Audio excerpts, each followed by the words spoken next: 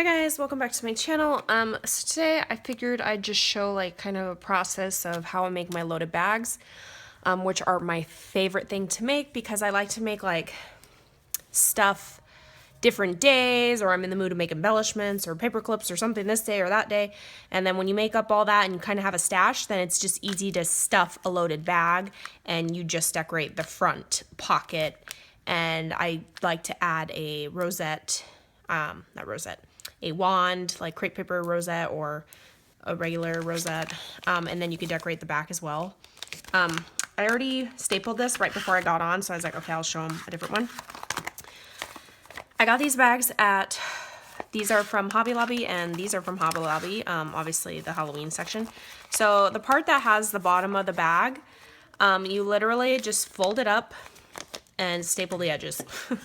But you don't necessarily, hold on, staple like directly on top, because then you're not gonna be able to open your like bag all the way. So you just want to get that first layer right here and staple that to the front.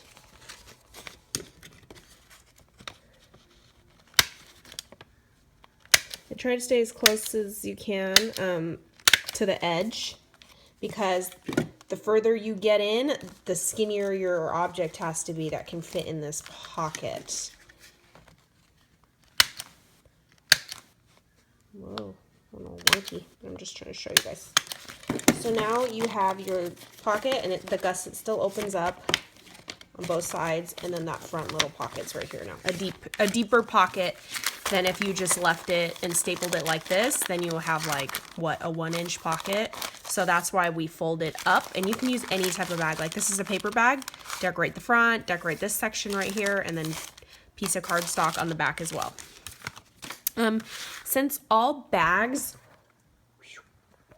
are different sizes, you're just gonna have to like eyeball it.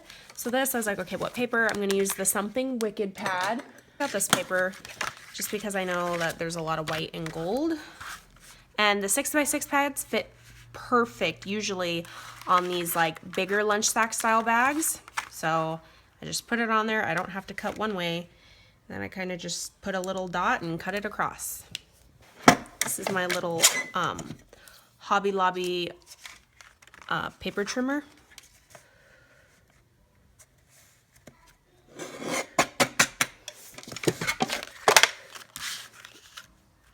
And there you go. It's going to cover that front little pocket area. And I do want to make this a shaker. So I'm going to use some Dollar Tree, let's do orange, yeah. So I'm going to do some Dollar Tree tulle.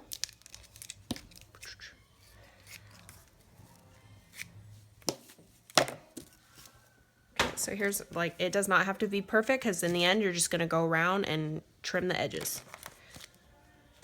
So let me sew this real quick. Okay, so I just sewed. I start on this side of the paper because it's easier to feed it through the sewing machine. Like sewing machine, you only have so much space, so you sew and then just keep turning and turning. And I leave the entire top open. My new cup from the 99-cent store. Anne just gifted me these gorgeous sequins. They're like already mixed black, and it's got like stars and stuff. Definitely need some spiders in here.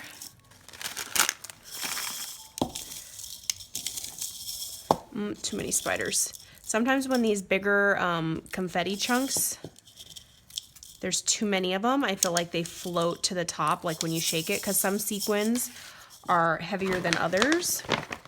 I'm gonna try to stay away from orange sequins right now, just because there's a lot of orange going on. Just trying to get the white ones. These are from Daiso. They were last year. They had 3 different ones, so I got all 3. They have an orange lid, but I spray painted and put them in these Recollections bottles, but the bottles looked just like this with an orange lid. I store all my sequins in these guys so I can easily like take them out and look and see what I want. And just swig it around, swig. A lot of these are Cartwright sequins, like the little flat ones that aren't like real sequins. Yes, I'm loving the gold in here. I'm gonna put a little bit of peach just to lighten it up. These are from AliExpress.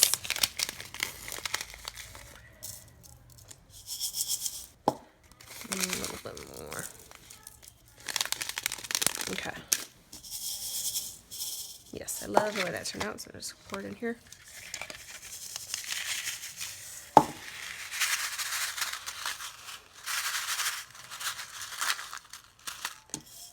And I want some more of the... And these nails are perfect scoopers. Okay, so I think that's enough. I don't want to put too much because then it's going to... Okay, so now I'm just going to sew up the other edge.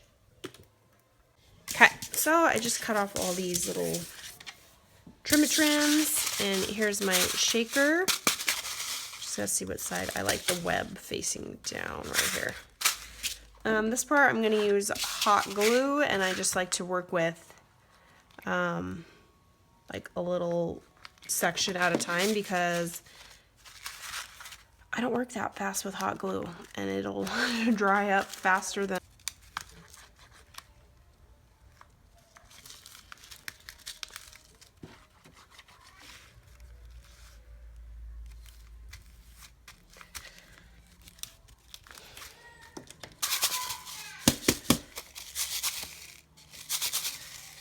So now I have this creepy, cute spider web with the orange, with all the shaker parts. This part you can leave blank depending on your bag, or you can add another piece of cardstock with all the goods that you have. Again, I just kind of measure. It's as wide as it's gonna be, and then the top. Actually, I'm gonna bump it up about, I don't know, a little bit more. What is that, an inch, half an inch, 3/4 an inch? I can't eyeball, guys, sorry. Let me cut it real quick. I did that. I want to add like a decorative top to the part. This is a Martha Stewart punch I bought on like a D-stash. Anyway, I did it a little bit longer because I want it to hang over the edge and just give it, you know, that extra oomph. I'm gonna sew this real quick. Okay, so I just sewed regular stitch around the edge, and then when it was done, I went and did the zigzag on a couple of spots on the, whatchamacallit. Okay, so again, just working with a small section at a time. So there is my little bookity book. You could, before you fold this thing over, you could make the paper go down a little bit further, but I always just do it like that. Less paper you have to cut, and measurements you have to do. Okay, next, I always like to add trim. I wonder if this, add some Hobby Lobby trim. This pom-pom trim. Oh, there's a needle in here. I saw 504 Pretty Things on Instagram haul this the other day. I was like, oh yes. So I'll probably put this not the same thing as I am when it's happening.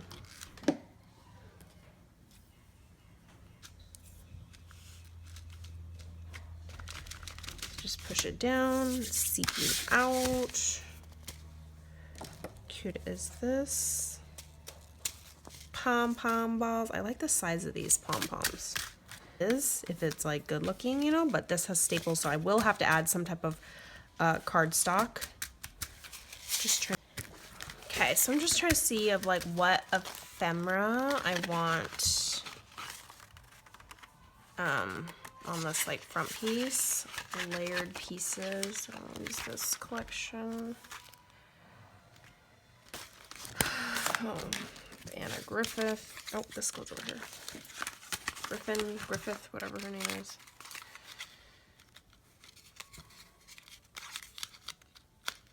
Could put that, you know what, where's my handmade little rosettes?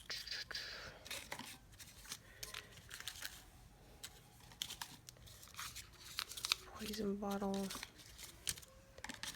Little Batty Butts. I think I kind of like him. Or this little skelly guy. I think I like him the most because they had like a lot of white on him. That makes sense. I don't even know how my brain works. Like white with white, you know? So it flows because I don't ever use the same collections. Okay, but I do want to layer some paper behind him, maybe on the left side. This is like from Joann's like fall paper pad a couple years ago. And it looks like that cork stuff or whatever it's called. Should I just put it like on the side? How should I layer that? Should just cut the little piece and see what it looks like.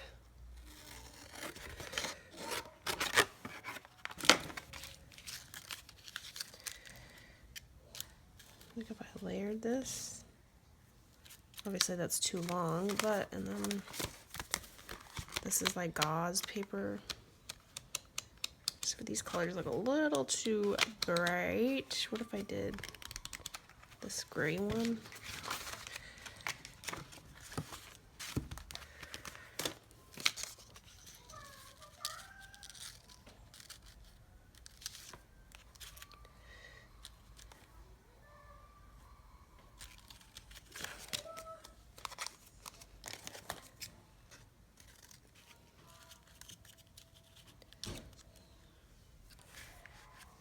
Let's see if I can rip this, you guys. Let me practice on this piece first, because this doesn't look like regular paper.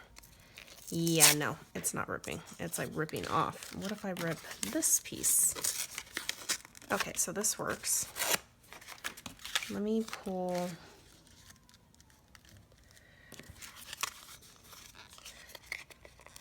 It's hard with these nails.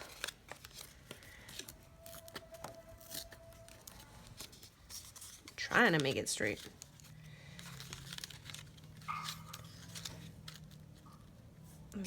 Okay, so it actually ran out of memory. Let me get these crumbs out of here. Stopped recording, of course, as always. Okay, so I did some of that DCWV gauze paper on the edge. I couldn't rip it because it just wouldn't rip. That gauze would come off. And I left a little bit of orange because it looked too funny, butted up straight to the edge.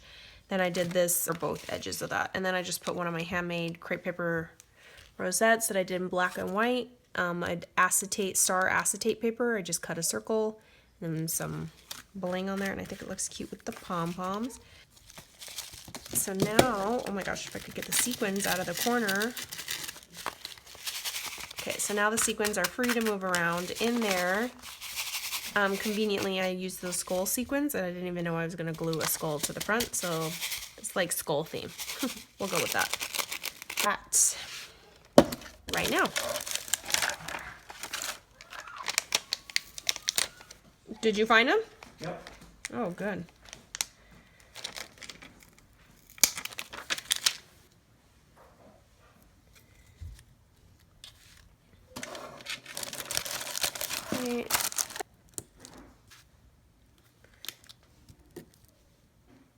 Okay, so the video cut out. I ended up putting on some bling over here on these two pieces of ripped, like the paper that I did. And then I added two little like banner shaped pieces of paper from like my scraps bucket because I wanted some words on here. It says "One who walks by your side," and it has like a skeleton by a graveyard stone. So I thought that was kind of creepy cute. And I just like shaped them like flags. It's not attached anywhere else but over here, so that way the sequins can still get around inside of there. So yeah, that's usually how I do my loaded bags. And then the back, I just did a big giant 12 by 12. One of them had a design. I think that's the perfect way to use those big giant 12 by 12 where there's a big design in the middle. You're like, how the heck am I going to use that? Like, or where? I like using those on the back of like my envelope things. So I just did like this spooky tree with crows on the back, and then I'll add a little Made with Love by Craft Purge. right there. So that's just my loaded bag, I guess, tutorial. All right, I'll catch you guys on the next video. Bye.